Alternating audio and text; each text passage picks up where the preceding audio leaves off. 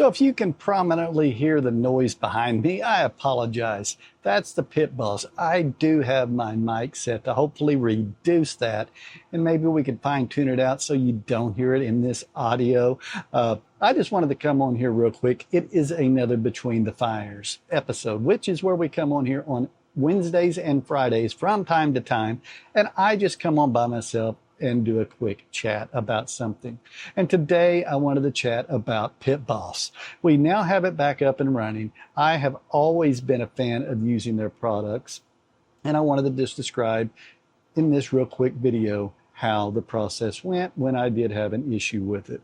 It started about 3 or 4 weeks ago when I came out here to fire up the pellet grill, the Pit Boss to be exact. I turned it on and I was getting ready to cook brats. The plan was I was going to cook the brats on the Pit Boss. I was also going to cook the, we were making an apple cider, like a liquid with some ginger ale rather than beer. We were actually using ginger ale and this liquid that we were going to cook it in. I was going to use the Pit Boss to keep that going in a pan and go ahead and allow the brats to simmer on the Pit Boss, as well as have the liquid cook in there. And I was also going to be using the big green egg. I sometimes use multiple grills, and when I was using the big green egg, the plan was I was going to cook them on it and sear them and then throw them back into the bath of the ginger ale. We were also going to be searing up onions, and I think we had some bell peppers, maybe not, but we did have some onions and things. We mixed all in it so that when it was done, it was phenomenal. That was the entire plan, and that plan fell apart instantly whenever we pressed the power button and got an error code. I was surprised. I had never seen this happen before. Sure, I've gotten error codes in the past, either from getting the grill too hot out of control, or when the sensor got overheated because I just had it going too much. You had some grease in there. I've also gotten error codes when you've ran out of pellets and there's no more pellets to go ahead and build the fire.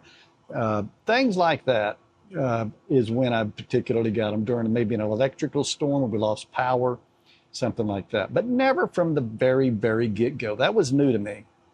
So I just reset it, I unplugged it, did all the things that I would think would fix it. I checked for pellets, tried to make sure everything was in good and working order. As far as I could tell, everything was fine. I even cleaned the ashes out, checked all that to make sure there was no issue there. So it was all cool. From what I could tell, everything was working fine. So I went ahead and contacted Pit Boss. Now, when I first did this, I was thinking this could be a really drag. I've tried to contact some companies I won't mention. I try not to mention things in a negative toward anybody, but there has been a few that you call them and it is not easy. It is painful. As a matter of fact, it is so much so that you will be like trying to get to someone and it's an impossible task. You've got to tell a robot, an AI, I want to talk to someone, I'm having an issue. Well, what kind of issue are you having? Have you powered down the device? Have you done this? Have you done that? Yes. Okay, did it work after you did that? Did you try this? And then, yes. Okay, what? Is this a vertical? Is that, it could have went on and on like that. It could have been really a hassle. None of that happened.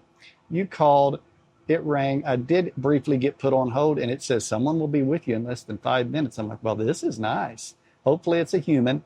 It wasn't. 2-3 minutes, someone answered the phone. Real nice lady. I explained the situation. She was trying to ask me what kind of a icon was on the screen, and I didn't know how to explain it exactly. And she went ahead and sent me a link. I clicked on the link and I went ahead and clicked on it.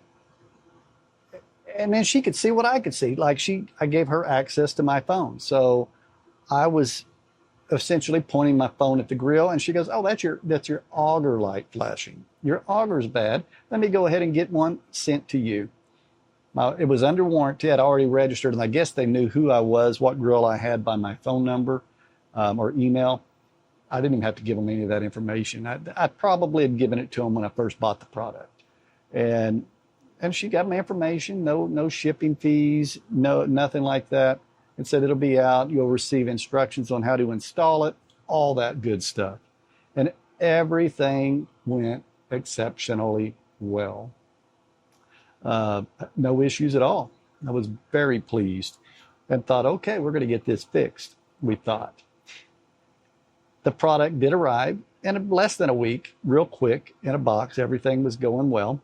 I removed the cover underneath it. I removed the old auger, no problem. Didn't take it. The whole repair was less than an hour.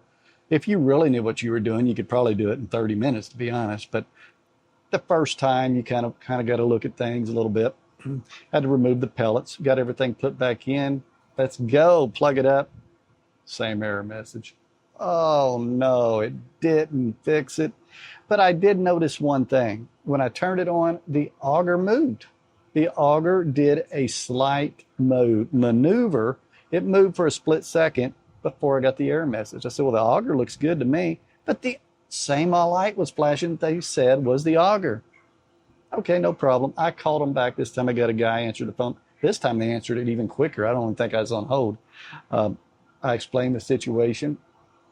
And he goes, well, that is the auger error code it's giving you. But if it's moving, it's not bad. So it's giving you a false code. So the computer or the control board is bad. So let me get you one of those out. I'm like, oh, okay. So again, it was Thursday before holiday. I think Juneteenth was Friday. So you had the holiday weekend and everything. So it kind of didn't process till that Monday. But it still got here by, I think, Wednesday or Thursday. So again, less than a week. I had it. Replaced the control board. Didn't take maybe, it was easier than the auger, really. Remove some wires, pop it out, put the new one in, plug the wires back up. It's a 15-minute project. Error code went away. Grill lit up.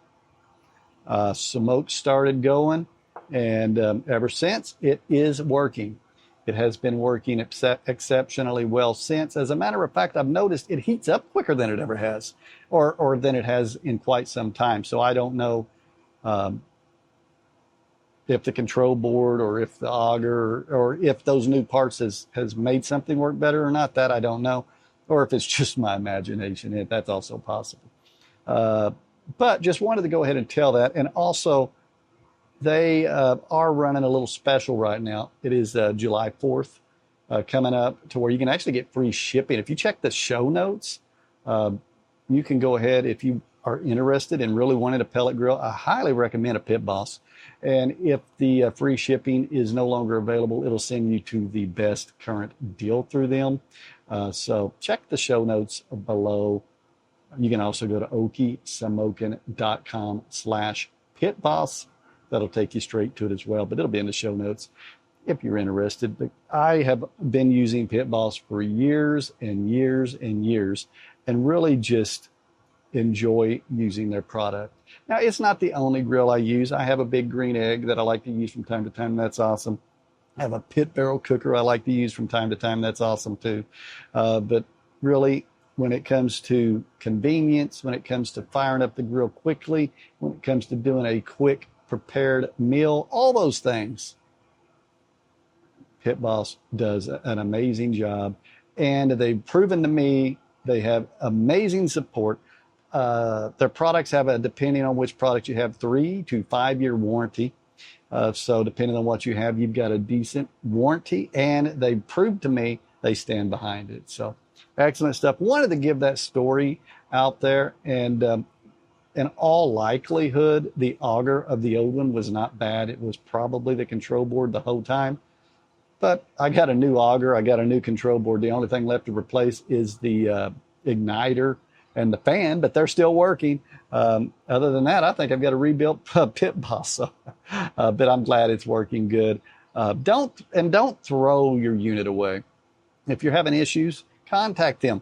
Try to find out what's wrong with it, especially if it's under warranty. Get it fixed.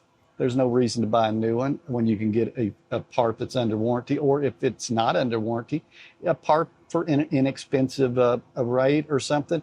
It may still be worth considering repairing.